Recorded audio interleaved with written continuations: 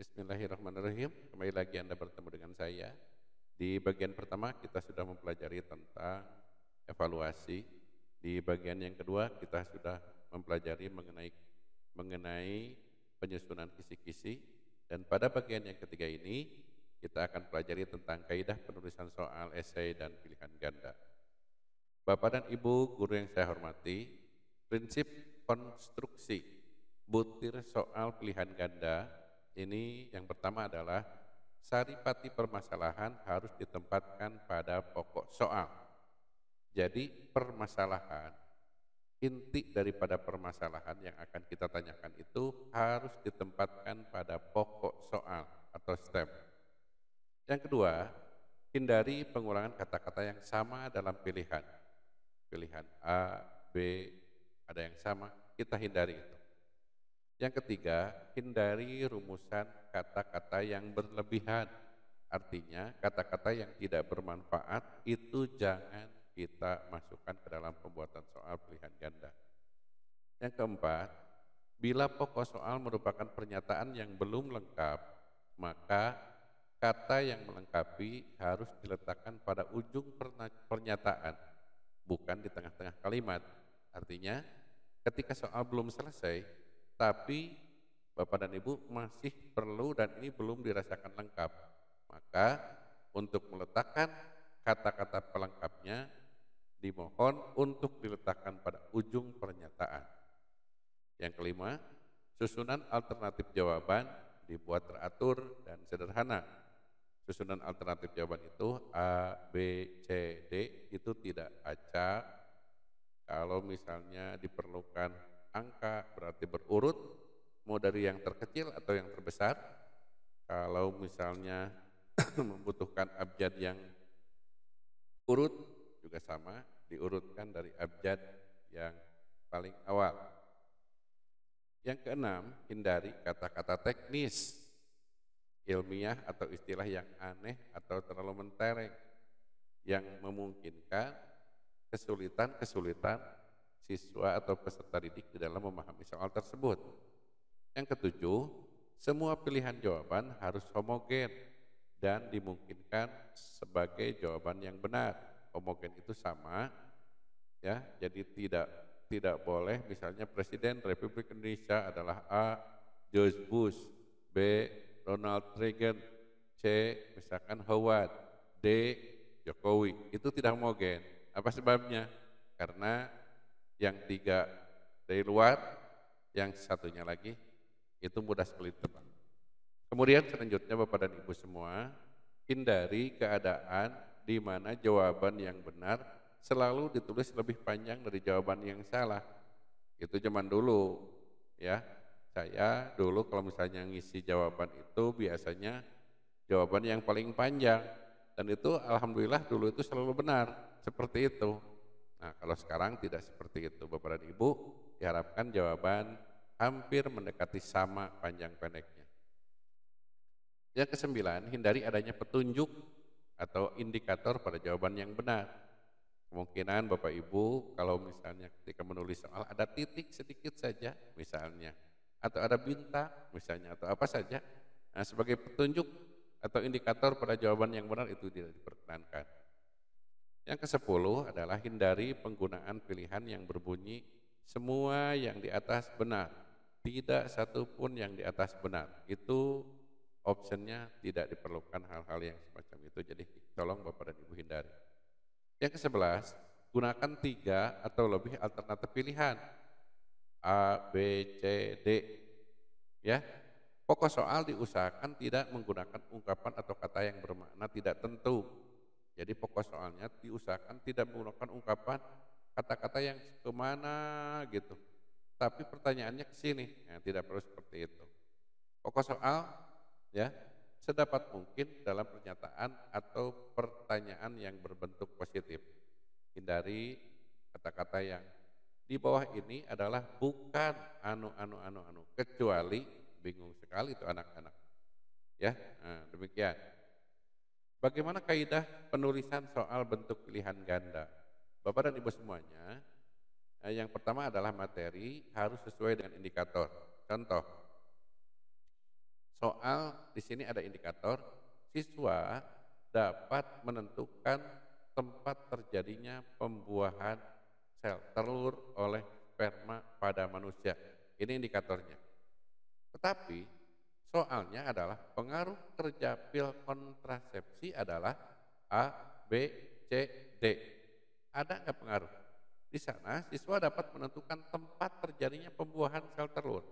Tempat pembuahan sel telur yang diharapkan di dalam indikator. Tapi kenapa yang ditanyakan adalah pengaruh kerja pil kontrasepsi. Nah, untuk itu pernyataan ini atau soal yang dibuat adalah soal yang tidak sesuai dengan indikator. Diperkirakan siswa dapat menentukan tempat terjadinya pembuahan sel telur oleh sperma pada manusia. Mungkin soalnya letak pembuahan sel telur oleh sperma pada manusia adalah pada titik-titik misalnya.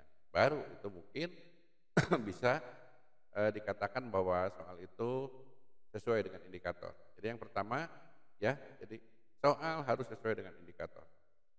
Ya. Nah, contoh soal yang benar ini seperti ini. Soal di atas tidak sesuai dengan indikator yang tadi ya. Tidak sesuai dengan indikator karena dalam soal pengaruh kerja pil kontrasepsi, sedangkan aspek yang hendak diukur adalah pada indikatornya itu adalah tempat terjadinya pembuatan sel telur oleh sel sperma pada manusia. Nah, untuk soal yang sesuainya ini adalah pembuatan sel telur oleh sel sperma pada manusia terjadi dalam A. ovarium, B. opida, C. uterus, D. vagina. Nah, jadi teman-temanku semuanya bisa membuat soal yang tadi itu sesuai dengan indikator. Yang kedua, pengecoh itu harus berfungsi. Contoh yang soal yang tidak benar, Joni kehilangan uang sebesar Rp25.000 dan ia menuduh Jono yang telah mencurinya. Penyakit hati yang dilakukan Joni adalah suuzon, husnuzon, hasud, khianat. Pilihannya B. Ini tidak cocok, ya, tidak cocok dengan pengecohnya. Mari kita lihat contoh ini. Joni kehilangan uang 25.000 dan ia menuduh Jono ya yang telah mencurinya. Penyakit hati yang dilakukan Joni adalah titik-titik. Nah, jadi Bapak dan Ibu yang soal yang lebih baik apa bedanya? Kehilangan uang 25.000 dan ia menuduh Jono.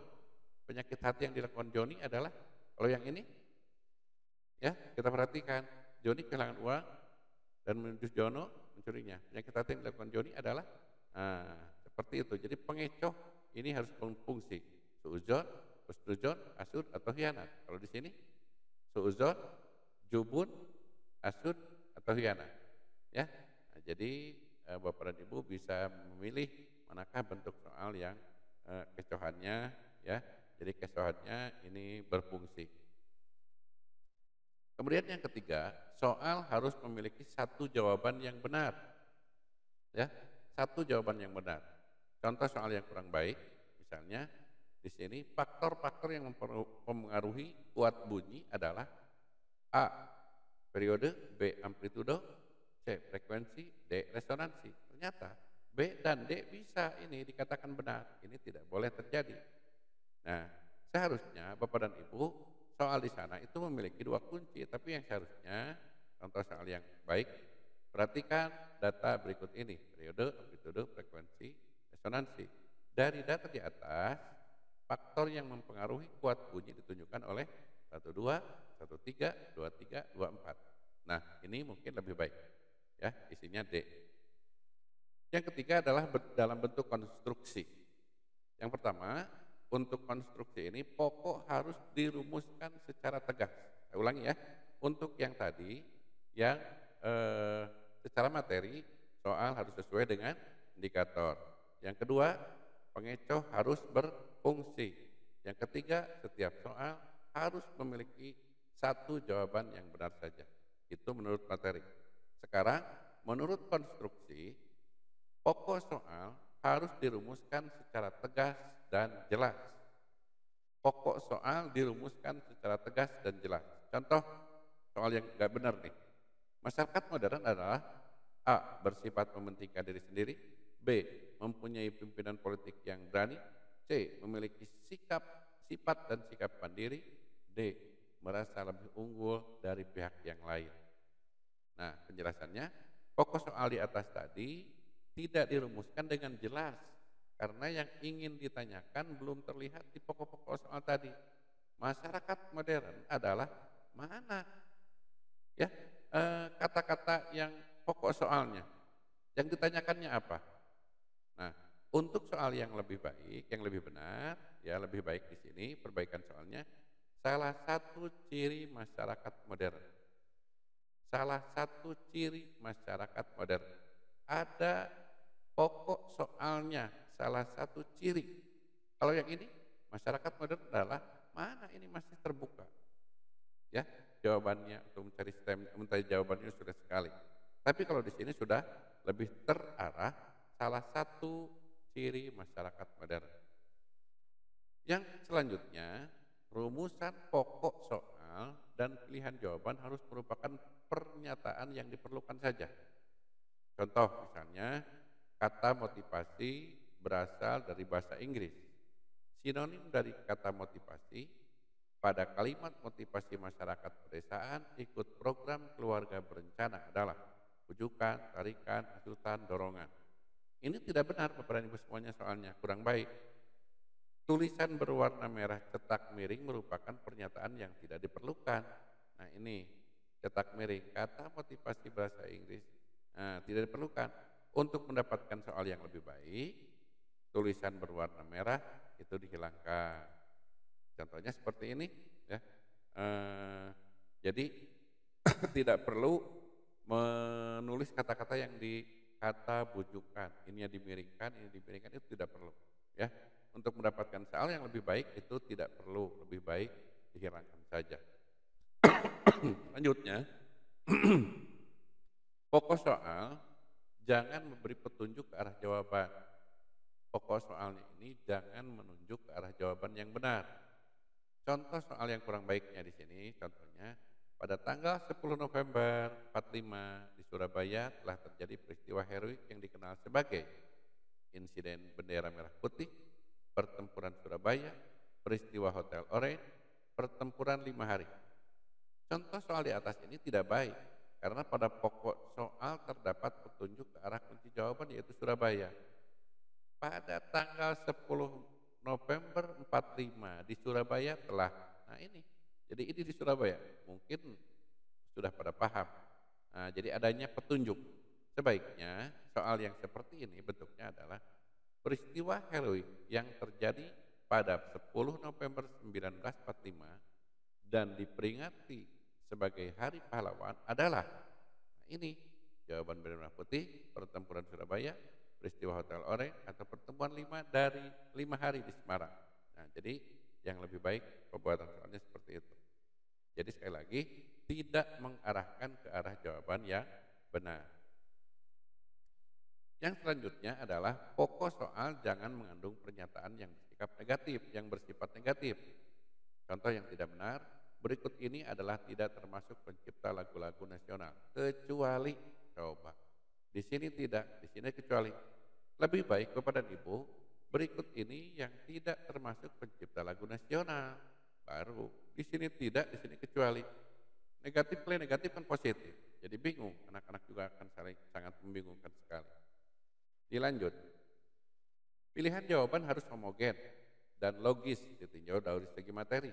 Contoh, ya yang soal kurang baik ini, fungsi berikut yang mempunyai nilai minimum minus 4 adalah, nah, pilihan C tidak homogen. Ini yang C, nih, X pangkat 3, 1. Kalau yang lain, pangkat 2, pangkat 2, pangkat 2, yang ini 1, pangkat 3. Ya, tidak homogen dari segi materi karena mempergunakan fungsi berderajat 3. Sedangkan yang lainnya hanya berderajat 2 saja. Makanya teman-temanku semuanya, Bapak dan Ibu guru, fungsi berikut ini yang benar ya.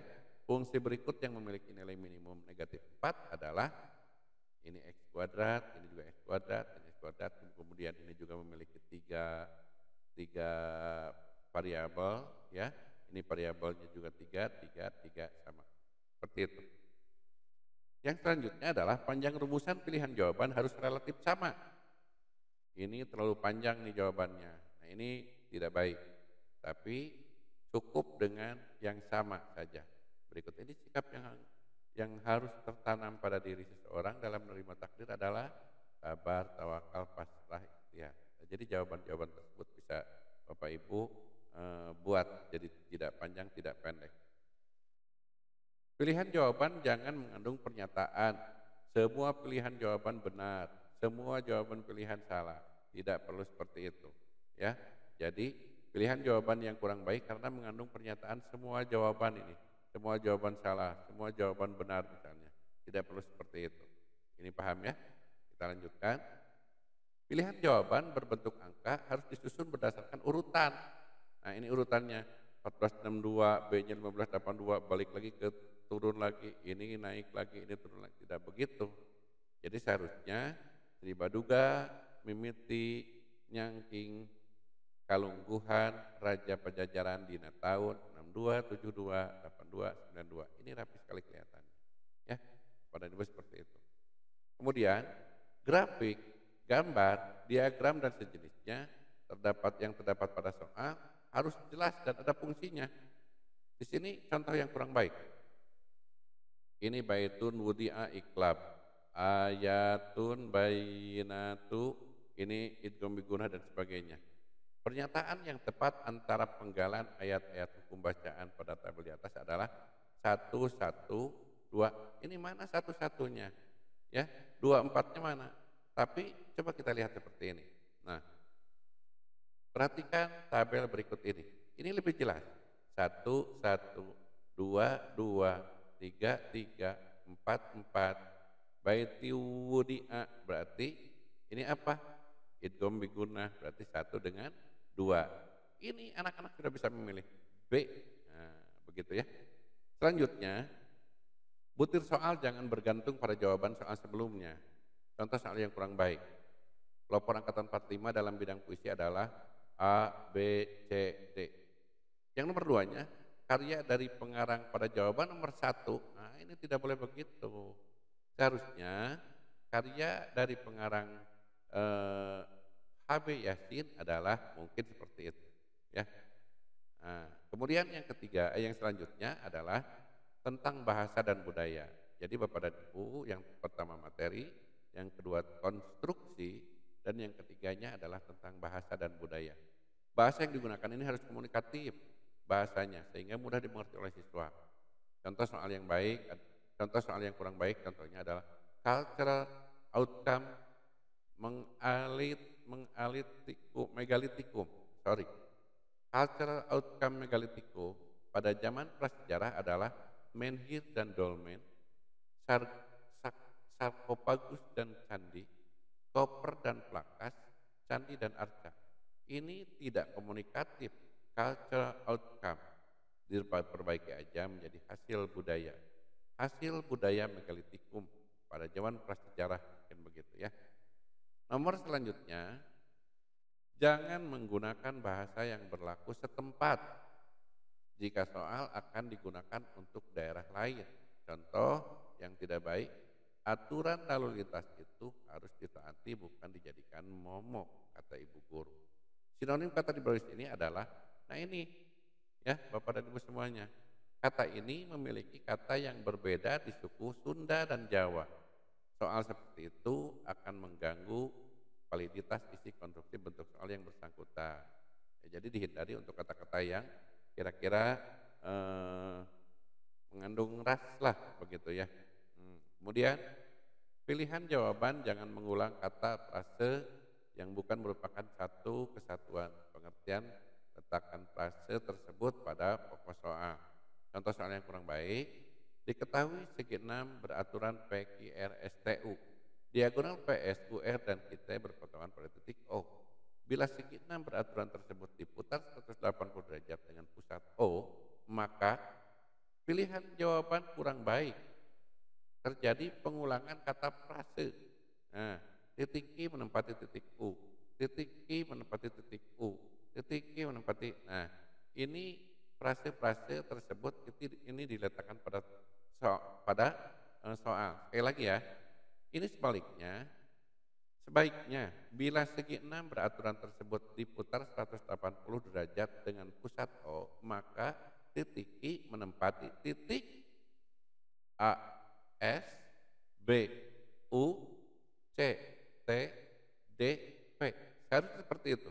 Jadi pengulangan kata-kata yang ada di sini itu tidak diperlukan, lebih baik disimpan di kata stemnya. Mengerti ya Bapak dan Ibu semuanya? Nah, ini udah disebutkan ya. Kemudian selanjutnya setiap soal harus menggunakan bahasa yang sesuai dengan kaidah bahasa Indonesia. Ya. Contoh yang kurang baik ya, penggunaan kalimat harus ada subjek, predikat, menghindari pernyataan yang hanya berupa anak kalimat. Contoh soal yang kurang baik nih ya. Di dalam perkembangbiakan Rhizopus secara generatif adalah dengan cara pembentukan. Subjeknya tidak jelas karena diantar oleh di dalam. Oleh karena itu, kata di dalam harusnya dihilangkan. Perkembangbiakan Rhizopus secara generatif adalah dengan cara pembentukan.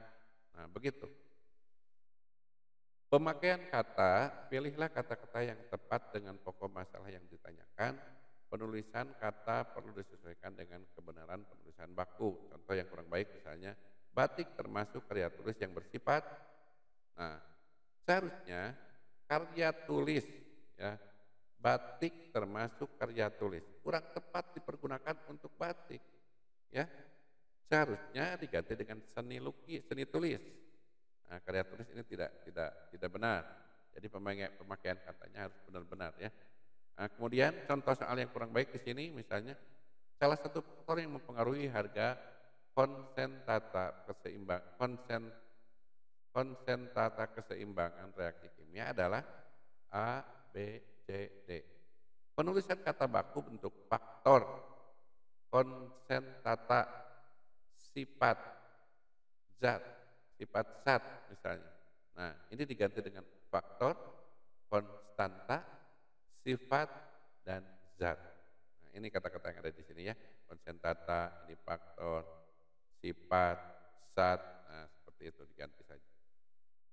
Kemudian pemakaian ejaan, perhatikan penulisan huruf kapital dan kecil, perhatikan pula penggunaan tanda bacanya. Contoh soalnya kurang baik di sini, 3 orang cendekiawan muslim yang terkenal dengan bidang kedokteran adalah. Nah, jadi tulisan-tulisan tanda titik 2 ya tidak dapat digunakan karena ia berfungsi sebagai tanda merinci. Sebagai gantinya adalah tanda elipsis 1, 2, 3, 4 ini. Adapun tanda hubung strip pada setiap pilihan diganti dengan tanda koma. Ini pakai tanda koma saja ya. Perlu diperhatikan untuk penulisan elipsis jika berada di tengah kalimat berjumlah 3 dan di akhir 4. Ini elipsis ini nih. Kalau ada titik-titik di tengah-tengah ini kode 3, kalau yang di akhir berarti 4. Ini namanya elipsis. Nah, Bapak dan Ibu semuanya, itulah cara penulisan soal yang baik dan itu diberikan contoh-contoh yang untuk kita bandingkan yang baik dan tidak baik. Silakan Bapak Ibu mengulang-ulang terus video ini agar Bapak dan Ibu akan lebih paham untuk mengetahui cara mengetahui soal bagaimana soal yang baik dan bagaimana soal yang tidak baik. Selanjutnya Bapak dan Ibu, bagaimana cara penyebaran kunci jawaban? Kunci jawaban ini harus acak. A, B, C, D, nomor 1 sampai nomor 20 soal misalnya. Jangan begini, nomor 1 A sampai 10. Nomor 2 B, nomor 11 B sampai selesai. Jangan begitu. Tapi harus dibuat acak. A, C, D, B, A, D, C dan sebagainya. Jadi bukan A, B, C, A, B, C, A, B, C atau C, B, A, D, C, B, A, tidak begitu. Jadi kunci jawaban diharapkan tulisannya itu bentuknya acak. Nah, bagaimana sekarang jumlah pilihan jawaban Bapak dan Ibu semuanya? Dulu waktu zaman saya belajar ya, waktu zaman sekolah nih, jumlah pilihan jawaban itu biasanya teman-teman guru itu suka hampir sama. Kalau soalnya 40, A-nya itu pasti 10, B-nya 10, D-nya 10, C-nya 10, jadi 40. Nah, sebetulnya Bapak dan Ibu, untuk jumlah pilihan jawaban ini ada rumusnya. Maksimum. Maksimum yang terbanyak adalah jumlah soal 40 misalnya, yang 40 ya, ditambah 3, jumlah soal dibagi jumlah pilihan, jumlah soal 40 dibagi jumlah pilihannya misalkan 4, 40 dibagi 4, 10, ditambah 3 berarti 13.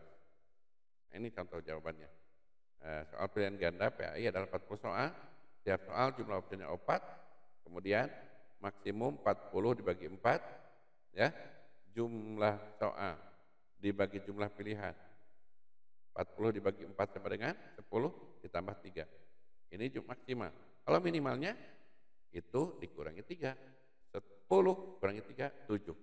Saya A-nya pengen 10, B-nya pengen 13, C-nya 7, D-nya 10. Nah, seperti itu. Jadi penyebaran kunci jawaban. Nah, teman-temanku semuanya, sebagai untuk tindak lanjut ke depan, silakan hal-hal yang harus dipertimbangkan dalam penyusunan tes, bagaimana jelaskan hal-hal yang harus dipertimbangkan dalam menyusun tes. Ini tolong dikerjakan oleh Bapak dan Ibu semuanya per sekolah, ya. Kemudian jelaskan kelebihan dan kekurangan tes uraian dan tes objektif, ya. Jelaskan kelebihan, jangan banyak-banyak, sedikit-sedikit aja.